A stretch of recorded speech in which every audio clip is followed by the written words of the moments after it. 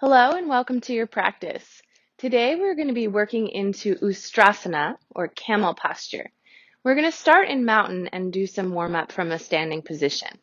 So align your feet right straight down from your hips and bring your hands to the center of your chest.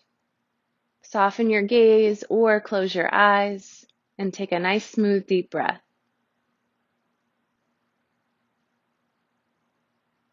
When you feel ready, circle sweep your arms all the way up overhead and then bring your hands right back down through the center. We'll do that again.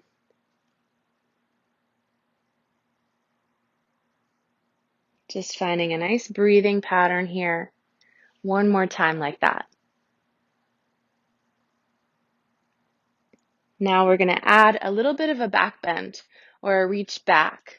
So just like you did before, reach up, but this time just reach back ever so slightly, lifting the chest, lengthening the spine, staying really strong.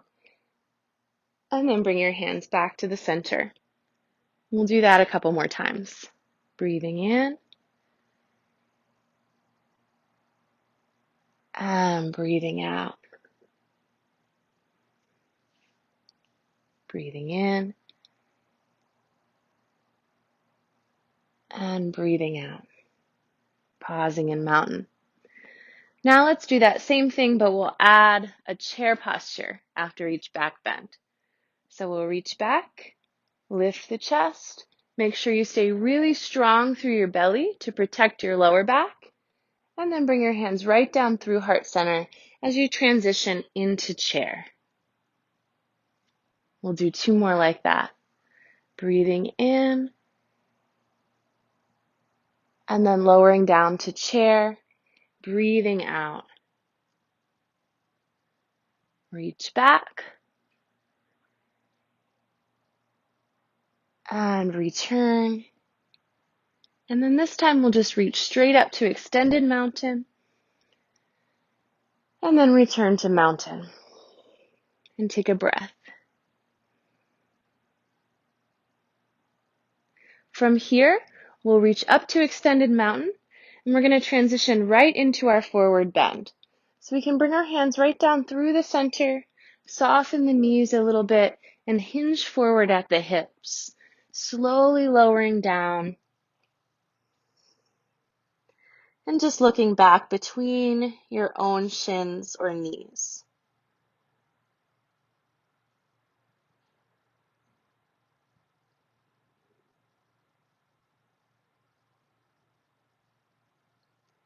From here, we're going to move right back into a tabletop position. So place your hands on the floor and lower one knee down and then the other. Let's continue to warm up the spine with a few cat-cows. Starting from a neutral back, take a breath in to prepare. And then as you breathe out, round your back. And then lift your tailbone and your chest and your gaze to come up into cow. Rounding into cat. And stretching up into cow. We'll breathe through one more of each.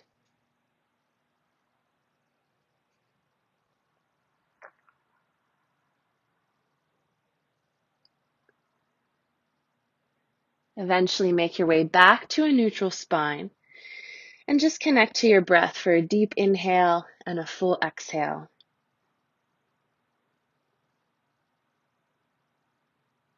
When you feel ready, start to bring yourself all the way up to a high kneeling position. You can add a little padding underneath your knees if this feels uncomfortable in any way. From here, we'll take a few shoulder rolls just to feel some expansion across the chest and some mobility at the shoulder joints. Make two loose fists and roll all the way open and back, placing your hands, your fists, right at the sacrum.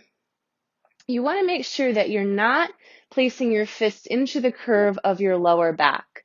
The lumbar spine is already a very bendy part of the spine, and it can be vulnerable to injury and compression.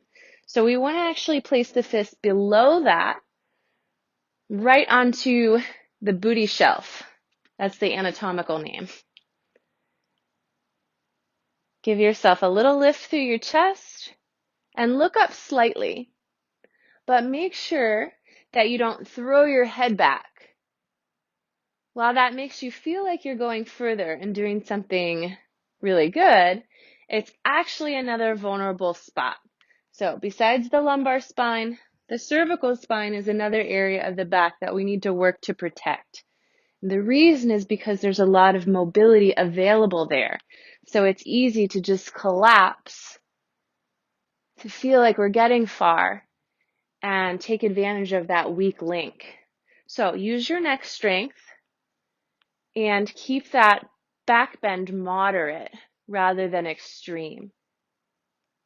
It should just follow the rest of the curve that's already happening. We'll stay here for one more deep breath, and then we'll come back and just settle. If you feel like your knees could use a break, you might sit back onto a bolster or a block, or just sit back onto your heels. We're going to try that 2 more times, and I'll show 2 other options that you might progress into. But they come with a word of caution that more is definitely not always more when it comes to back bends. Sometimes less is more. And I encourage people to stay with this option if it feels good and if it feels challenging, and only move towards reaching to the ankles if you really feel like you need more sensation and there's no pain involved. So, option 2 is to tuck the toes, and this helps to lift the ankles up a little further. Now, it also might increase the pressure on your knees. So, even if you didn't need a blanket before, you might need one now. We'll take a few shoulder rolls again, and then bring your fists right to the sacrum. And if you're progressing on to grab the ankles, see how it feels to reach down.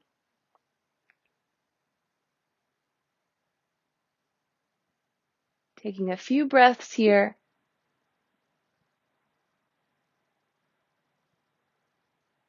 Then bringing your hands back to the sacrum and coming all the way up. We'll untuck the toes and lower down. And just take a few breaths and notice how you feel. You might have noticed your quadriceps really firing, some stretch in your back, some strength required from your abdominals. A lot goes on in Ustrasana. When you're ready, come back up for round 3 and take a few shoulder rolls.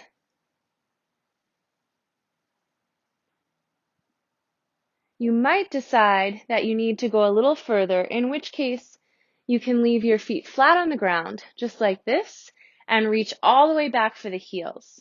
So remember, or for the ankles, remember option 1 is here, option 2 with toes tucked, and option 3, feet flat.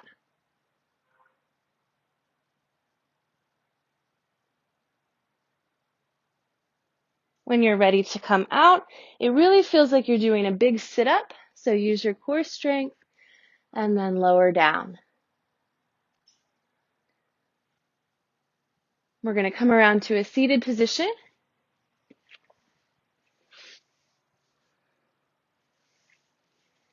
And just begin to move through a few cat-cows, moving at a gentle pace. Always keeping a little bit of engagement in the belly, especially after such deep work. We want to keep protecting the lower back.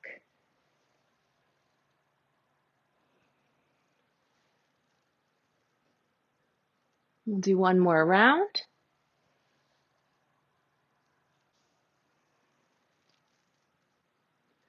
And then we'll come back to a seated position. And we'll just take a few gentle neck circles to end.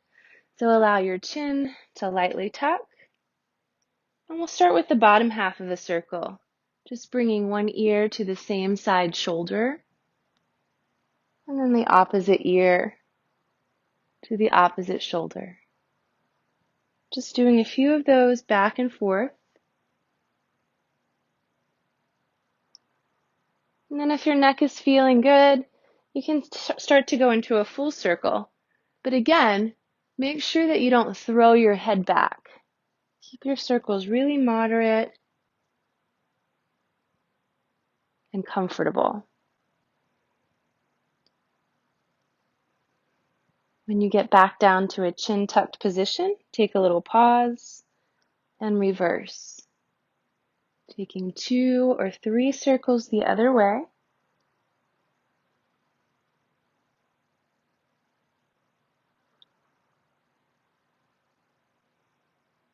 And then ending with the chin tucked, the shoulders back. And slowly roll all the way back to an upright seated position. That concludes our breakdown of Camel, Ustrasana, and you can feel free to forge ahead and continue your practice from here, or to thank your body and your mind for showing up for you today. And I thank you for practicing with me. Namaste.